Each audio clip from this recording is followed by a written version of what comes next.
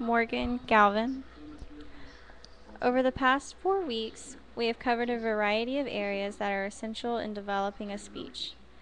I, for one, have never been able to develop a well-written speech, and talking in public is one of my fears that I have yet to overcome. During the course of this class, we have gone over topics that have really helped me to overcome that fear of speaking and guide me into the right direction to help me later on in my career. Within this speech, I will cover the 5 topics I carefully selected: speaking in public, ethics in public speaking, listening and gathering information, supporting your ideas, and organizing the body of speech. Speaking in public is the first issue covered in week 1 of public speaking. Personally, this topic overall has been the hardest for me to understand because it is so hard for me to get up and talk about subjects that I do not know much about. The power of public speaking has been all throughout history. It is a vital means of communication and is defined as making your ideas public, sharing them with other people, and of influencing your individuals. If that definition stands true, then what are the similarities and differences between public speaking and having a conversation? For my discussion in the first week, I discussed that giving a speech and having a conversation are very close in similarity.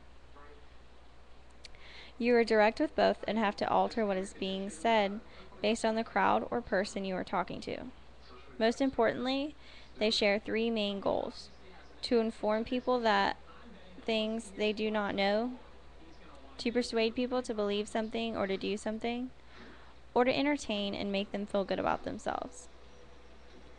The 3 main differences between the two are that public speaking is more highly structured, public speaking requires more formal language, and public speaking requires a different method of delivery. Making a speech is a form of authority and should be carried with important ethical responsibilities.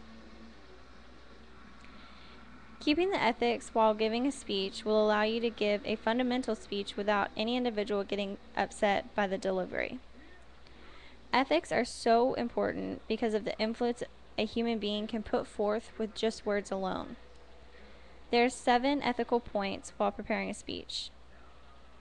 Don't plagiarize, never mislead, prepare well, use sound reasoning, tell the whole story, consider the consequences, and respect yourself.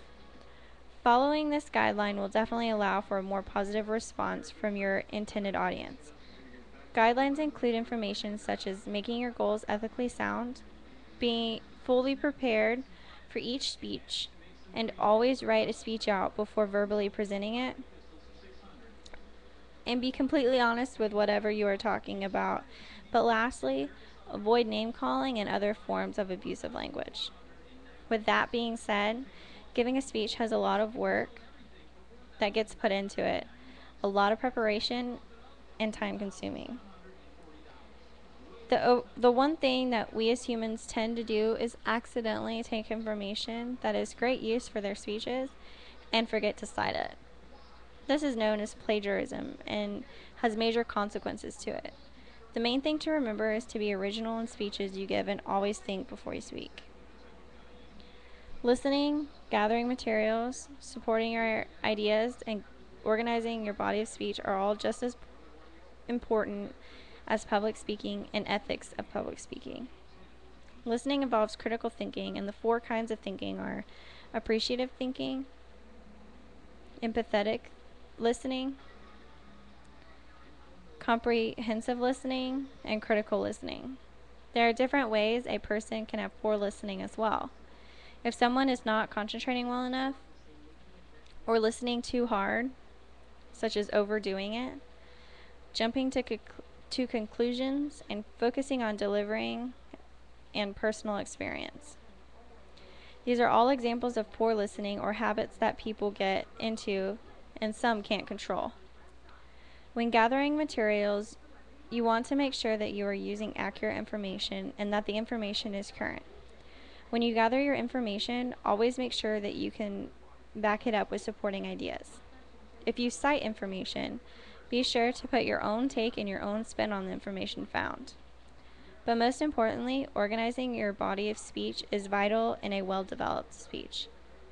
Make sure you follow whatever format is provided and you have the correct amount of main points.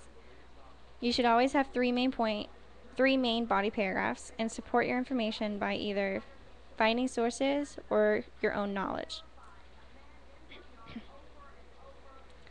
A lot of information has been provided, but ultimately this will help you to create a speech that will leave people wanting more. Following each step that I have provided will help you in your own future careers and also in your day-to-day duties. Providing you with information about speaking in public, the importance of ethics, listening and gathering materials, supporting your ideas, and organizing the body of speech allows not only you, but me as well, to fully understand the concepts of each topic and know why they are used in presenting speeches.